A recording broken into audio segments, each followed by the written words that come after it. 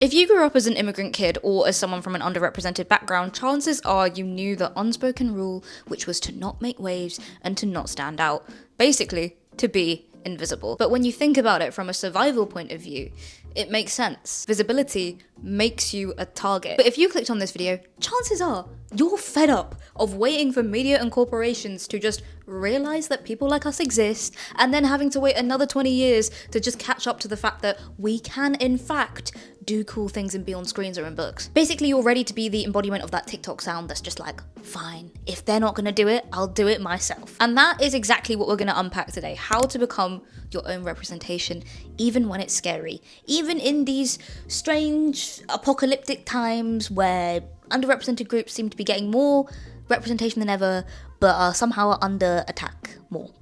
Also, hey, if you're new here, I'm Priyanka, your queer brown bestie and spoken word poet with way too many nerdy obsessions, who's out here trying to share my most nerdy and authentic self online, and hopefully inspiring you to also be your most nerdy and authentic self along the way. So let's talk about how to become your own representation, because girl, the world needs more of your unique, beautiful, nerdy self. Alright, let's get into it. Let me take you back to 2017, alright? I was just a 17-year-old brown bi girl in school who religiously wore eyeliner to school every day, and I had just discovered spoken word poetry through YouTube because, hello, I was even more chronically online then than I am now, alright? And having won the grueling battle of our school spoken word competition against a bunch of year 7s, I was ready to take my first step into the open mic world and perform my first original poem on stage.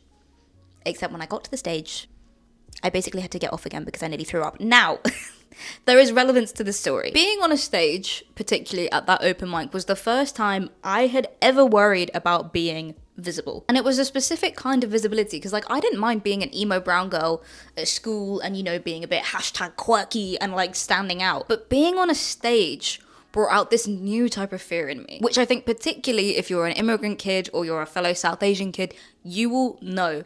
It's a mix of invisibility and hypervisibility. So the invisibility part of it, right, we've kind of already touched on, but to really nail the nail in the coffin, hopefully that's the saying. When I was doing research for this video, I came across an article in 2022 that said South Asians are the least represented demographic on TV. And interestingly enough, I feel like even though that's changed, you know, we got that one brown girl in Cat's Eye, we got Never Have I Ever, we got whatever Velma was, there's still a lack of representation, right? There's still a gap there. And particularly with representation, it's always a specific kind of representation still.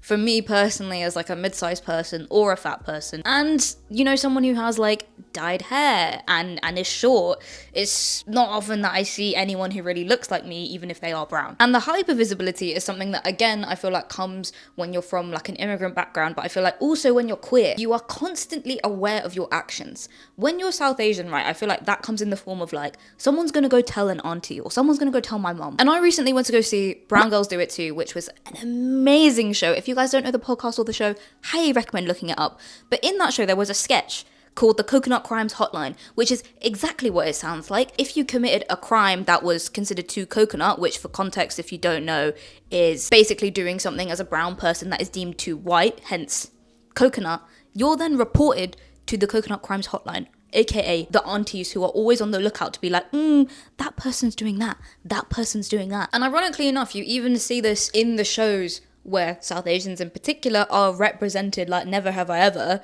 You know, you got Devi being at school and she wants to be visible, at least to men, at school, and she wants to be in the limelight, but she's constantly aware of how her actions are gonna impact her family or like impact her image, right? And I think everyone in some sense can relate to that idea. And this is why I started with this act, because this is the gap that you need to close. This is the first thing to be aware of when you're trying to push past it and become your own representation. Now, does this mean that you need to like get up on stage and perform a spoken word poem to overcome this? Absolutely not. Don't worry. This is just Act 1. All right, this is just a warm-up, but that's why we're now moving on to Act 2. Now, chances are, if you're anything like me, when you consumed media where there was a character that had vaguely any sort of small, similar traits that resembled you, you'd point to it and go, oh my god, that's so me, that's me. You know why we did that? Because there was no representation. Because there was no one anywhere else that looked like us. So you have to find it. But I'm actually not saying to not do that. It's actually a great starting point. Taking what you can from what's already around you and absorbing it like some weird brown Kirby is the first step to firstly realizing what the gap is in the representation that you want, and then secondly, to see if you can build your foundation embodying those traits. And honestly, the best example that I can give for this is one that's actually very meta. It's from one of my favorite animes, which is Yona of the Dawn. If you haven't watched it, watch it. So I won't spoil too much if you haven't watched it, but basically Yona is a princess and there's an incident that basically makes her forced to flee her castle and flee her life of being like a very pampered princess, and she essentially has to become a warrior. Now, everyone she's traveling with is a man or a dragon. Basically no one's female. And as she goes along this journey with this group of men, she's inspired by each of them.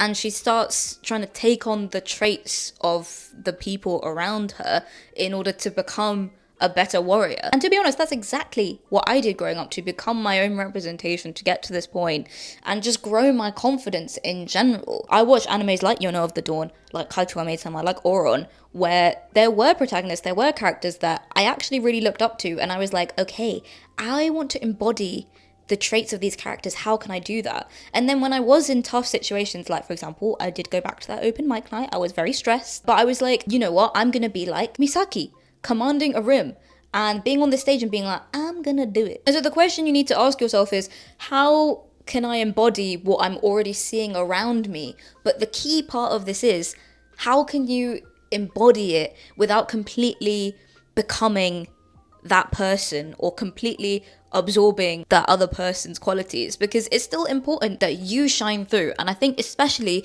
when you are an immigrant kid or you come from an underrepresented background, this is also something that brown girls do it too discussed. It's very easy to look up to, whether it's like the popular white girl in your class or like the popular celebrities, and be like, I want to become like them. No.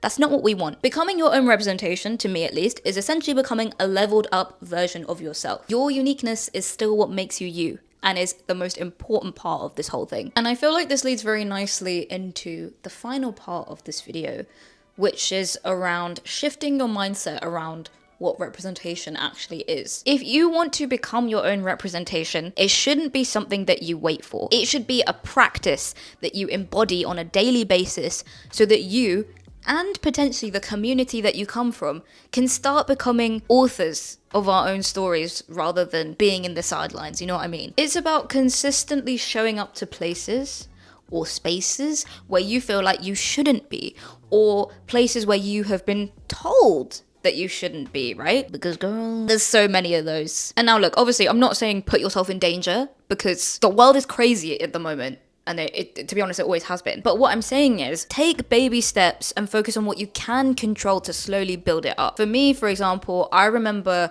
one of the places that like I never felt like I belonged, and to be fair, to some extent, I still feel like I don't belong, was Comic-Con. Now, if you've ever been to MCM London Comic-Con, you know the vibe. Okay, it might be diverse. There might be a lot of people of color there. However, there's a lot of weird backlash within the cosplaying community in particular, where people think that your cosplay or you showing up in those spaces isn't accurate to the source material. Girl, I can't help it if I'm not white. I can't help the fact that I'm not the same skin tone as Upper, okay? What you want me to do? Actually, maybe I am. Maybe my brown doesn't match his face. And I remember the first time I went to Comic-Con, I tried to specifically Google like brown characters so that I could be more accurate. And it just reached a point where I was like, you know what? All of this is make-believe. And I just went with my friends as things that I wanted to be. And that was a huge step for me. And I was like, actually, if I want to make this change in the cosplay community, or just at Comic-Con in general, I just need to do it. For you, that might mean like, I've seen this recently at a lot of cool younger people's graduations, where they just turn up to graduation in their like traditional outfits, in like a sari or a lehenga. That might mean, you know, going to a space where you feel safe and experimenting with different clothes for the first time, or experimenting with a different hairstyle, or dropping your code switching so that you know, talk in one way across many different spaces. And girl, if you are worried about what other people think, let me introduce you to this concept that I heard recently called the boardroom of opinion, which I'll link the YouTube video that I'm referencing down below as well, by the way. This is more in relation to content creation, but this is quite interesting because when you become your own representation, right, or when you're trying to put yourself out there, it's not something that happens overnight, right? Like, doing spoken word is something that I feel very comfortable with. Making YouTube videos is still hard for me. I'm often held back by the thought of like, what if my coworkers watch this? What if my mum's friends watch this? Which has happened, so hello auntie if you're watching this. I always remind myself, I'm like, okay, my boardroom of opinion, aka the people in that boardroom who are allowed to have opinions about me or whose opinions I value, are not the people who I'm worried about are going to be watching my videos. It includes me, my partner, maybe a couple other of my content creator friends, maybe a couple members of my family, but that's kind of it. And I invite you to do the same when you're trying to step into this version of yourself. Think about who's in your boardroom of opinion. It's probably not the random aunties. Okay? Essentially, representation to me is a refusal to let my identity define how I move through the world, but also allowing my identity to still be a big part of me and who I am. It's about turning yourself and your actions into the mirror that you've been searching for potentially your whole life. So stop waiting for someone else to hand you that mirror. Okay, start small. Take that tiny first imperfect step today, because one day you're going to look back and realize that you are now the person your younger self wanted to see for so long. And honestly, that feeling alone is so much more powerful than any representation anyone could have handed to you. So if you're ready to take that first step now, you can click on this video here where I talk about finding your voice and becoming more confident so you can feel ready showing up on stage or just in life or anywhere where you have to do public speaking, really. Or if this has made you crave some stories that will actually represent you, you can check out my ultimate diverse romance reading list over there. And as always, I hope you're having a lovely day and I will see you over there in the next video.